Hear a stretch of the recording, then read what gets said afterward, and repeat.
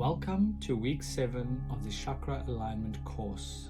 This is the final chakra, or the Crown Chakra, also known as Sahasrara.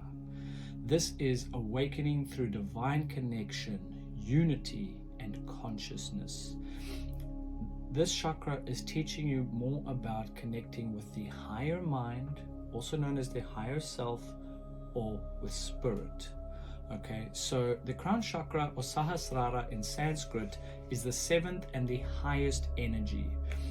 It is located at the top of the head and it represents pure consciousness, your connection to Source, the divine, and universal oneness. Can you see we have come full circle back to the very first universal law, the law of divine oneness? It is about a remembrance and a learning that you are already that. You are Source itself, the source of all creation. Okay. So Sahasrara means 1,000-petaled lotus. It symbolizes the infinite expansion of awareness, of consciousness.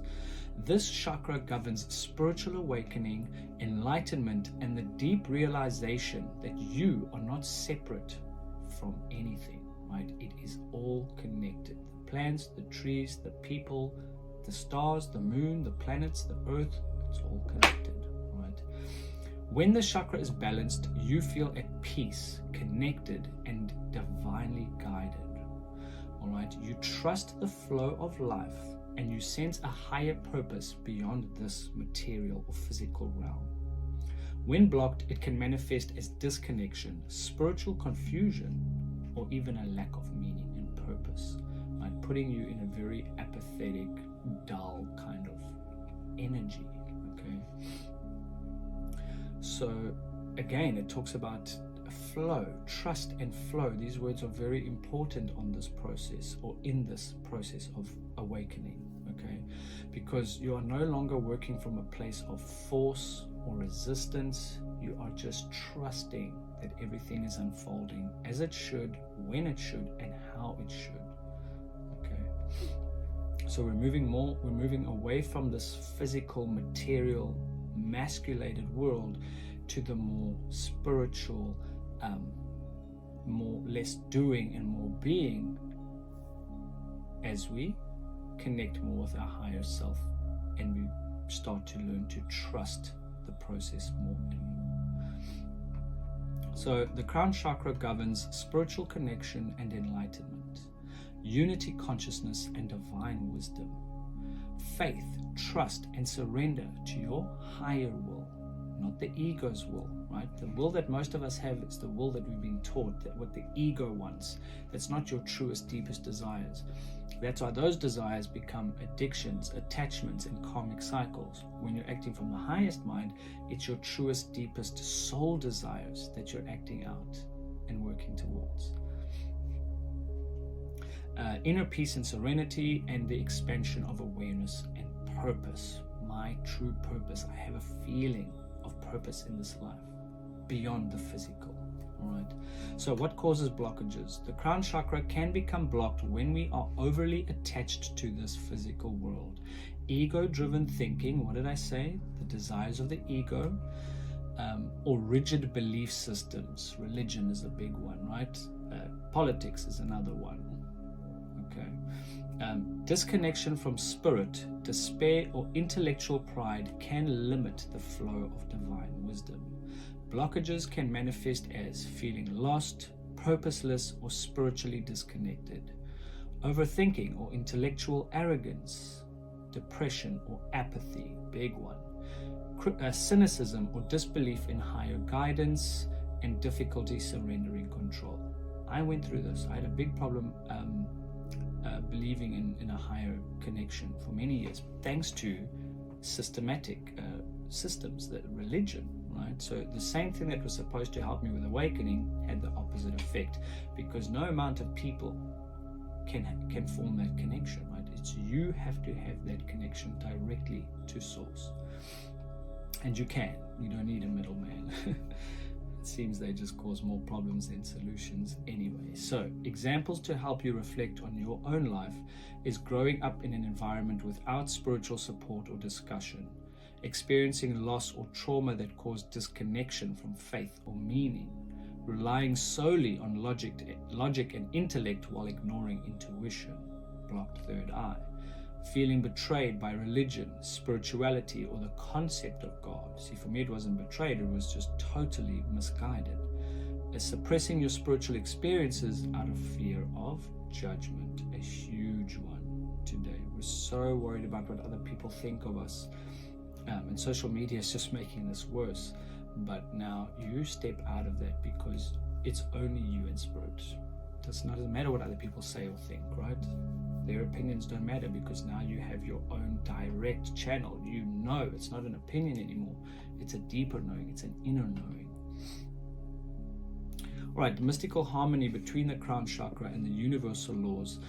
So this chakra connects to universal laws. It is the gateway to divine unity. So like all chakras, they all connect. And of course, this being the seventh chakra, it connects to the final two universal laws. So at the Sahasrara, the journey through all chakras culminates, right? Here you remember your true nature as both human and divine. The 12 universal laws find their ultimate harmony in the center, where all energy returns to source. What did I say? It comes full circle now, completions, right? We always talk about this in tarot. So it's a return to source and consciousness expands beyond the illusion, right, of this realm, because we're living under an illusion, the matrix, the false matrix. And now you're able to pierce through the veil of illusion. All right, so how this chakra reflects these laws. For the law of rhythm, which is the 11th law, everything flows in cycles. Life, energy, creation, and even rest, because resting in stillness is so much needed. Another big problem in our busy world is so much noise. It's not even about resting for sleep, but it's resting the noise. It's about silencing the mind. Okay, the chakra link, the crown teaches surrender to the natural rhythm of the universe. So, of course, the law of rhythm is all about the ebbs and flows of energy, the cycles of life, the ups and the downs. But it's about trusting it and just going with the flow, right? Flowing like water now. The teaching point, trusting divine timing allows energy to flow effortlessly between all chakras. Once this activates, you have what we call the Kundalini awakening, where it's symbolized by a serpent, and that serpent it will rise up right through all the chakras, and this is where we have the Kundalini awakening. You might feel something, you might experience, everybody's different. For me, I could literally feel this energy rising up, right up my spine, all the way from the bottom up into the top of the spine, right? So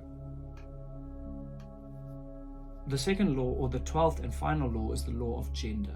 It is the masculine and feminine which exists within all of creation, right? They must be balanced to manifest a harmonious life and harmony within and harmony with spirit.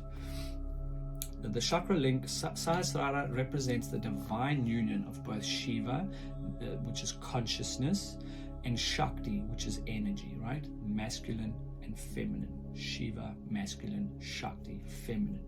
The teaching point is that true enlightenment arises when the inner masculine and feminine energies merge into divine unity. It is about a coming back to oneness. It is about a coming back to self. That is what that full circle represents. It is about a coming back to unity, consciousness, and realizing that you carry both energies within you. Now you no longer need somebody to fulfill you, because you're able to give that all to yourself, right? If it's a relationship that you seek, well, guess what? You will find someone equally balanced and aligned and fulfilled, that you are both pouring from a full cup now, right?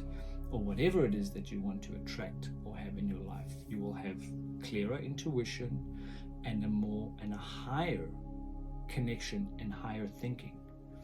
All right, and this is why we talk about the higher self.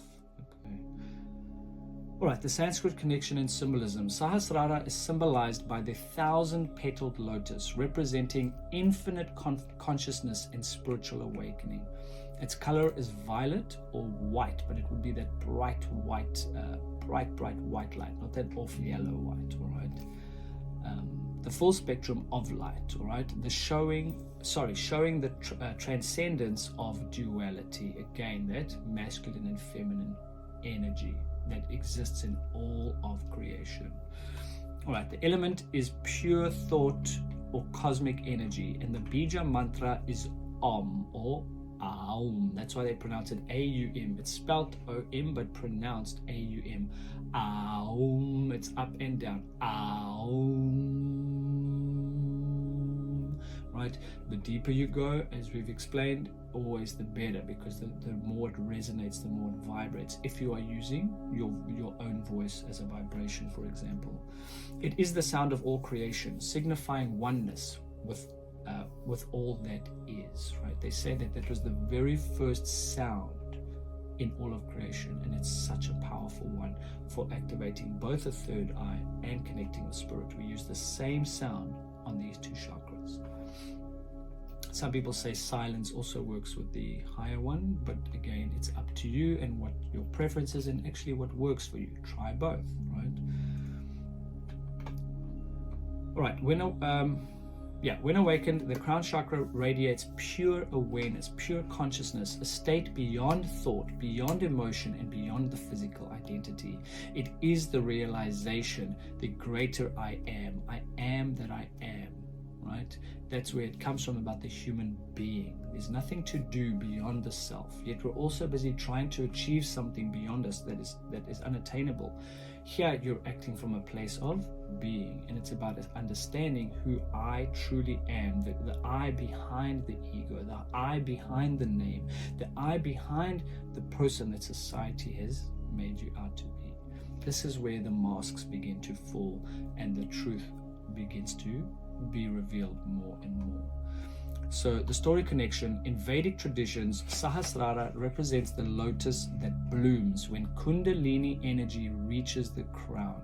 This symbolizes the soul's return to source, the final awakening where separation dissolves, right? It's a coming back to unity consciousness. It's about the ego falling away and realizing that you are it, right? You are part of it all. All right, so it's said that when the 1,000-petaled lotus opens, divine nectar or amrita flows down through the chakras, blessing the body with light, peace, and bliss. It's so amazing, because even in the Bible, Jesus says, if the I be one, the body shall be filled with light. That's exactly what this is saying, right? Blessings, once the chakra is activated, it blesses the body with light, peace, and bliss. You're in the highest states of consciousness. Bliss is you're in a state of permanent peace, unaffected by the outside world. No matter what is happening around you, who says or does what, you stay in a neutral place, because you realize that you're just in this world. You're no longer of this world. Okay. Presence and divine awareness. At the crown, meditation becomes surrender. This is no effort, only being. What did I say? You are a human being. Presence at this level means complete stillness, awareness without thought, and openness to divine guidance. Now you are able to start receiving those higher messages and actually being able to translate them, because the messages have been sent to you your whole life, but you weren't tuned in because you didn't have the tools, the radio in this as an example, to tune into the right station to hear your favorite song. All right. So how to meditate for divine presence. You sit in stillness and bring awareness to the very top of your head, right where the crown sits, right? You visualize a white or violet light radiating upward, connecting you to divine consciousness. So even out of the head, and you can even imagine information coming in and your thoughts going out, or prayers going out as an example. Right? You let the thoughts come and go without attachment. Focus on the feeling of spaciousness and not the content of the thought. So it's actually the spaces between the thoughts is what you're focusing on here. This is the message. This is the secret, right? to meditation. It's not about the thoughts, it's the spaces between, it's the silence between those thoughts. Now you are in presence. Now you are connecting with spirit. And the more you do this, the longer those spaces become. Eckhart Tolle does this a lot on YouTube when he talks, when he does his sessions or whatever. He does live sessions. But anyway, he'll talk and then he'll stop. And then he'll say some more and stop. But he's trying to draw your attention to those pauses between the words. It's quite incredible. You guys can maybe go and watch it a bit. Just look up Eckhart Tolle and just look for like the spaces between the thoughts or something like that. You will find something, right? So you focus on the feeling of spaciousness, not the content of the thought, and you breathe slowly, allowing yourself to be breathed by the universe. How's that? As within, so without. You're actually feeling it. Sure. Imagining it even, or if you can't visualize it, feel that, right? That you are now in flow. As you breathe in, the universe breathes out. As you breathe out, the universe breathes in, right? Example practices: the crown breath. Imagine inhaling white light from above and exhale it gently throughout your body, right? As it spreads into your body. What was I going to say? Illuminating all the shadows at the same time. It's a silent Om meditation. You can chant Om internally, feeling its vibration expand through every cell. And stillness practice, you sit for 10 minutes daily with no goal. Simply just rest in awareness. Rest in the moment. Be in the flow of the present. The homework practices, day 1, awakening divine connection. We will do a visualization meditation. You visualize a radiant white or violet light at the top of your head, and with each breath it expands upward, connecting you more and more to the divine. Your journal prompt for today: when do I feel most connected to something greater than myself? Day 2 is silence and stillness. The meditation is the linked sound meditation. Listen to the meditation. Let the tones guide you into deep stillness without trying to control anything, without trying to control your mind, all right? Your journal prompt after this: what happens when I sit in silence, and what emotions or insights arise? Day 3, divine trust. Surrender practice. Focus on your breath and say silently, I trust the flow of life. With each exhale. Focus on your breath and say silently, I trust the flow of life. With each exhale, release control. With each inhale, welcome divine guidance.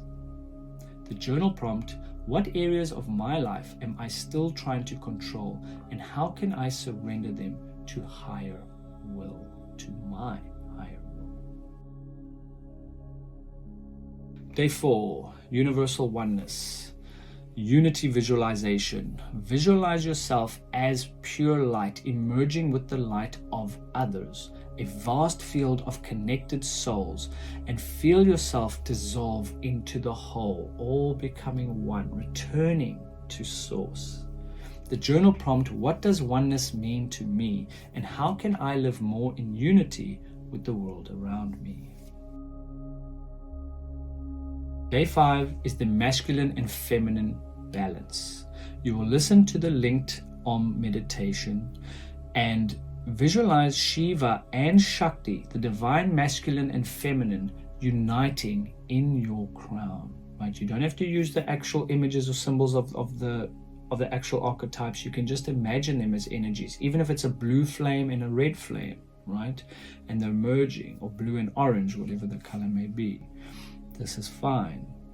All right. At the journal prompt: how do I embody my divine masculine, action, physical, and feminine, which is intuition, shadow? How can I combine these? How can I integrate them, right? How can I embody them to find balance and alignment, right? The journal prompt: how do I embody both the divine masculine, action, physical, right, light, and the divine feminine, intuition, spiritual, shadow? How do I embody both energies in my life? How do I? How can I? All right. Day 6, pure awareness meditation. This is a stillness or silent meditation. You sit in silence, do not label, think, or analyze at all. Simply just be. Feel the peace that exists beyond thought. Here you can take it a step further, where before this meditation, you just sit for a few minutes, quickly run through your day, everything you did, maybe how it made you feel. Imagine yourself just writing it down on a piece of paper. At the end, crumple it all up. Imagine yourself throwing it into a fire and just watch as the ashes of the paper dissipate into, and it is taken away by the wind, right? Dissipate into thin air, drifting off into the wind. This is you just allowing yourself to disconnect from the day so that you can have less noise and just it's more easy to reach that state of silence and peace and stillness or presence, right? And then you start with the meditations that you don't have to worry about anything from the day popping up during your meditation. All right. So here you will just feel the peace that exists beyond thought. The journal prompt: what does pure awareness feel like to me, and how does it change how I now experience life? Finally, day 7 is integration and gratitude. It is a divine connection meditation. You need to visualize a 1,000-petaled lotus blooming above your head, radiating light throughout your body, and whisper, I am connected to all that is. The journal prompt: looking back on this week, how has my connection to the divine deepened, and what truths have I realized about my place in this universe?